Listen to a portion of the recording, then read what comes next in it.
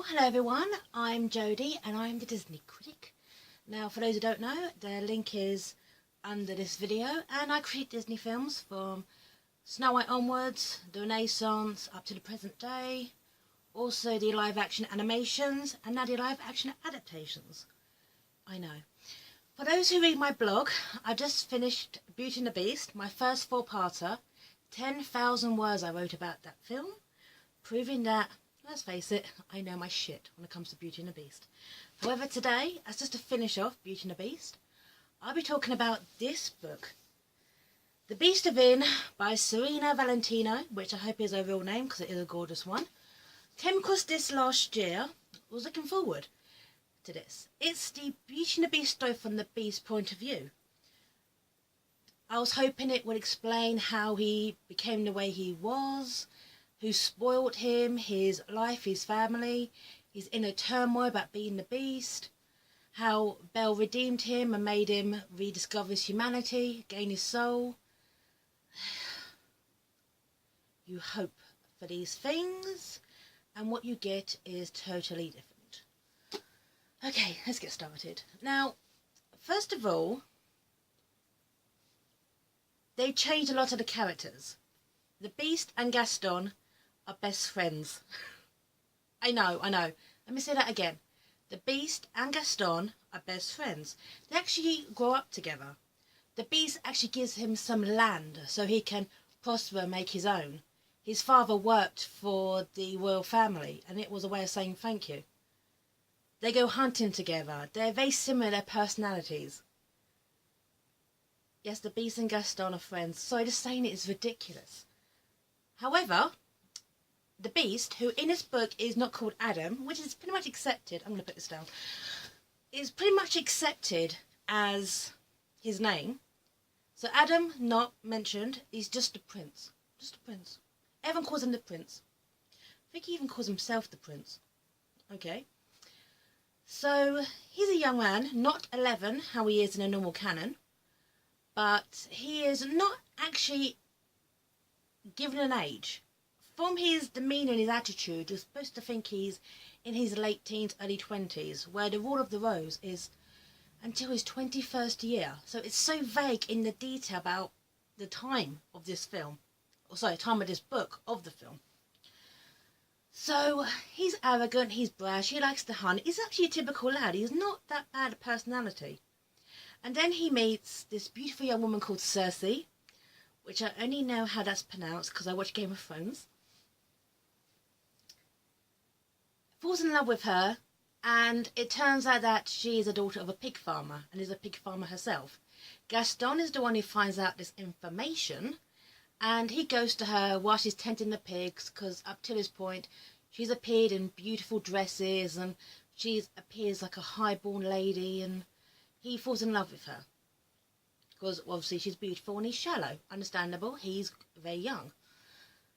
Her reaction to this, Cersei, is, why does it matter because we're in love? I'm going to rewind this slightly. First of all, I am all for people putting love over obligation or marriage and choosing to follow one's heart. I love that. I'm actually on the prince's side in this because at the end of the day, he's a prince and she's a fucking pig farmer. If she really loved him, she would have told him that before and got his reaction. He has a right to know this information. But he's pissed. She breaks off the engagement. And then it turns out that Cersei is the enchantress. Yeah. Cersei, the pig farmer's daughter, is the enchantress, the bitch who cursed him to becoming the Beast. Now she goes with him with her sisters, who are called Ruby, Lucinda, and Martha. Martha, who are all members of the Fae family. They're all enchantresses, they're all witches. And pretty much say that say that he's cursed. Even though when the prince finds out that she's a royal, even though she's a royal of the old family, they can get married because it kind of elevates the status to royal as well. No problems there. But because of he's so shallow and he's so evil, allegedly, I'm still not seeing it. He's cursed to become as evil as his soul and as ugly as his own existence, and basically become this guy, the Beast. So he's cursed. Okay, he's cursed. Cersei has cursed him. Now the prince, naturally, as anyone would do in such circumstances, calls her out on her bullshit. Because, you know, the girl you dump comes to your door and curses you. That would happen to anyone. So then they turn around and say, because of what you've just said, in calling us out, your servants are now cursed.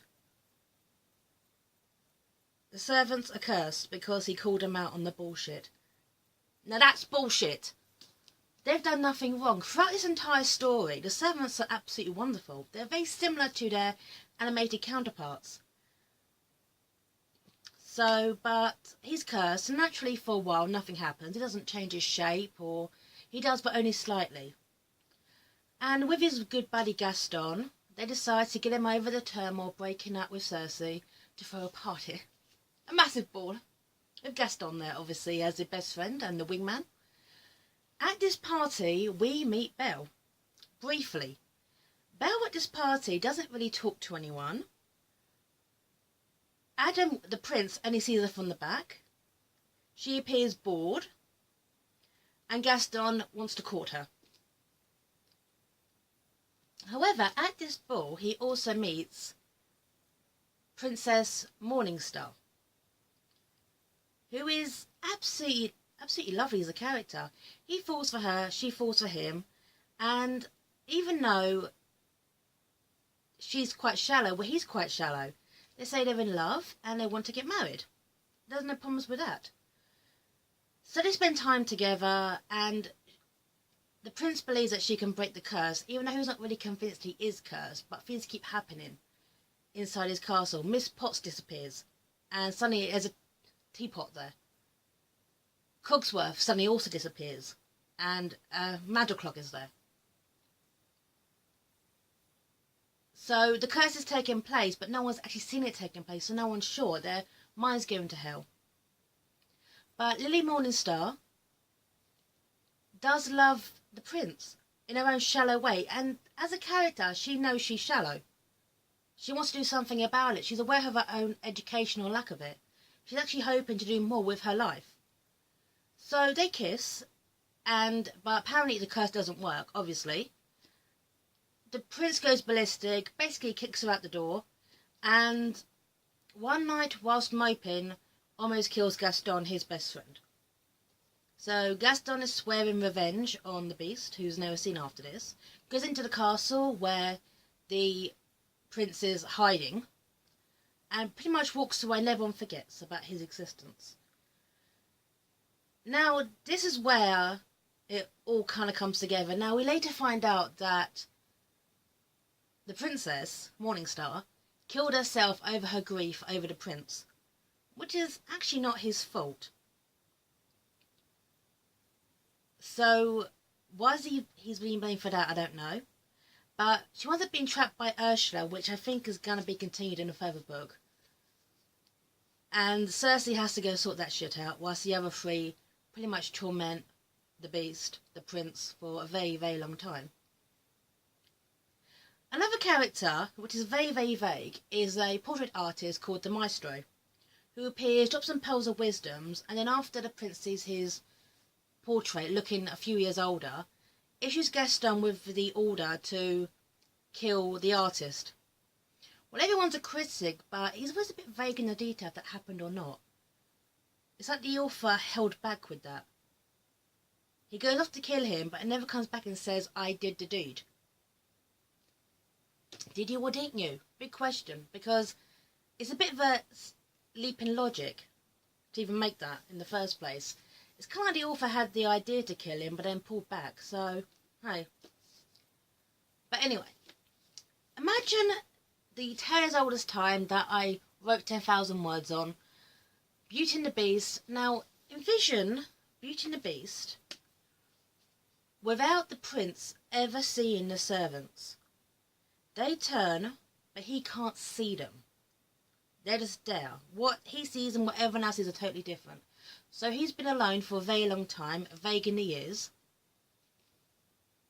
He can't see his own servants, even though they know that they're turning, which is quite tragic in a few scenes before they actually do. And imagine off camera during Beauty and the Beast, 4 witches appearing in the shadows, in the corner, and tormenting the prince. Being the masters of this film, of the film, that's not been seen. They are the ones who enchant Belle to go into the West Wing. They are the ones who enchant Belle to get really lonely and ask about her father, after the Beast shows his gumption and saves her from, obviously, the wolves in that scene. Yes, you could be fucking kidding me. That is what happens in this book. It just defies logic. I mean, you can't envision Beauty and the Beast, this wonderful film, with these 4 arseholes, well, actually Cersei being the youngest, she's kind of more easily led than the others.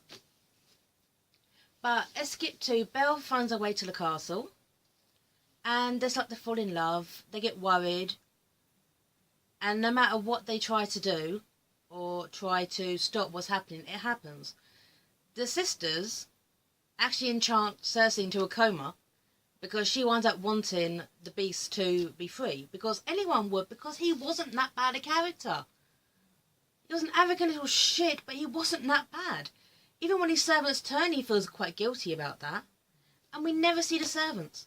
This film is from the villain's point of view, and that villain is not the Beast or even Gaston. It's from these 4 witches, one being the Enchantress, who no one's even heard of before.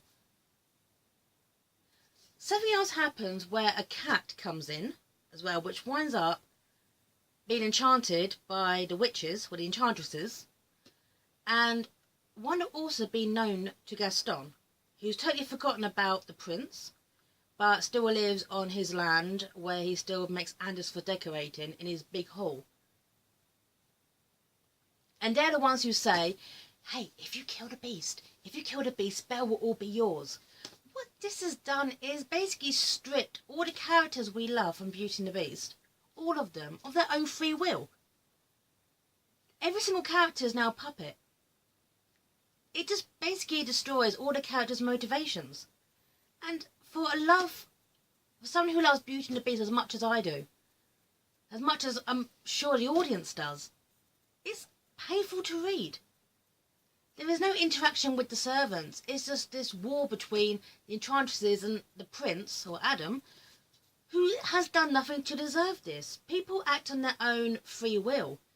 This whole idea that Princess Morningstar couldn't break his curse, well, why not? They both actually cared about each other. Call it love, call it whatever. They're so different, various forms of love. I approached this book wanting to love it. I love the Beast in Beauty and the Beast. He's my favourite character. You feel for him, you love him, you understand him. And to reduce his character, his development, his dreams, his own dreams, his acceptance of himself to being a puppet of the Enchantress, who, as I said before, is a total bitch for what she did to him, totally destroys his characters, all their characters. Naturally, things play out how they do in the book, things they do in the film, and the curse is lifted, everyone's happy. An idea that Ursula will be in the next book in the series. There's 2 others, one about Lady Tremaine and the other one about the wicked stepmother. But as a book, I will say this, if anyone's interested, it's beautifully written, absolutely beautiful. The author has this elegant prose, it's just kind of sweeps along, it's lovely. But the biggest problem is the content. She doesn't understand the characters the way I think anyone who loves this film should. If you ask me, if you want to read better stories about Beauty and the Beast by other people, just go on AO3 or fanfiction net. you find a wealth of information, of stories, of ideas. Everyone has ideas about Beauty and the Beast, about how it happened, what happened, did the prince deserve it, how evil was the enchantress, where did she come from? But to do it in such a manner that appears so crass, is an insult. It's an insult to the reader, it is an insult to the characters, and it's an insult to the Beast. But anyway, thanks for reading. Thanks for reading my blog, for those who do. I do really appreciate it. And if you're interested, this can be found on Amazon. It cost me about £10, but you probably get a lot cheaper than that. This can be added to the collection. I do have a collection of Beauty and the Beast merch. But there's better versions out there, and I'm hoping that the 2017 film will do the original story justice, but I don't hold out my hopes. But anyway, thank you for watching this. Thank you for following my blog. And last time I did a shout out to Finland. Let me do a shout out to, funny enough, to France.